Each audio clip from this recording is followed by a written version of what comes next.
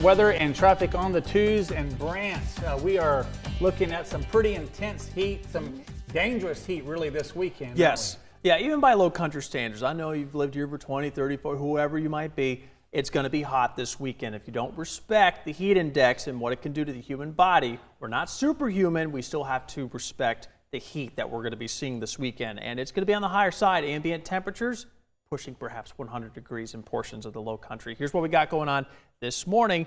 Looking pretty good thus far. I think today's going to be a good day to get outdoors. If you need to get something done outdoors, we do have a few passing isolated showers, but otherwise not much should interrupt those plans. What we want to do is kind of take a look here at the radar, and you can see that as we head into this afternoon, we're going to have the sea breeze pushing a little bit farther inland, and those thunderstorms are going to continue to fire off from that sea breeze, but mostly inland. Notice IOP, Sullivan's Island, Folly, Edisto. You're fairly clear at this point. You got those showers and thunderstorms pushing off to the northwest as we head into this afternoon and evening. By the time you get to 6, 7, 8 o'clock, those thunderstorms have dissipated, and we're looking at better conditions as we get towards early Friday morning and Friday afternoon. Maybe you get a spot thunderstorm. I think most of us are going to be on the drier side. Just depends on where that isolated thunderstorm pops up. Most of us stay dry. A few of us get some of these isolated pop-ups into Friday afternoon. Okay, now Thursday afternoon we got mid to upper 80s, lower 90s in Charleston. You go Thursday night into early Friday morning rather, mid to upper 70s, maybe some lower 80s to start out tomorrow morning. Then you get to Friday afternoon. We're starting to see those mid 90s now. Okay, so Friday still manageable. I was looking at those low to mid 90s perhaps for Friday afternoon.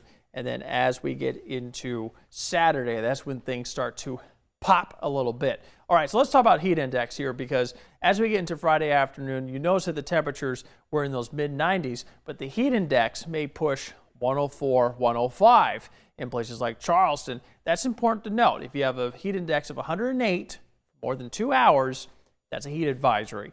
We're looking at that for Saturday, Sunday, potentially Monday as well, because of that heat index, or rather because of the dew point adding into these temperatures. I got a 20% chance of showers and thunderstorms Saturday and Sunday. It's a low chance. Should a thunderstorm be able to break the lid on the atmosphere, the lid's going to be tight. We're talking about a pretty good heat dome here. If a thunderstorm were to break that lid, it's going to have a lot of heat. It's going to have a lot of moisture. It's likely going to be a big boomer. Most of us won't see it. A few of us will likely see a few pop-ups there, and those could be on the stronger side. So keep an eye out for those isolated strong storms Saturday and Sunday. I'd throw in Monday as well. Still looking at mid 90s next week, but at the very least, we're not seeing, mid to upper 90s, right? A little bit better. Even the Islands Beaches forecast, I've brought up that temperature Sunday up to 93, so it's going to be tough to escape the heat as we head into this weekend. Make sure you have a game plan. All right.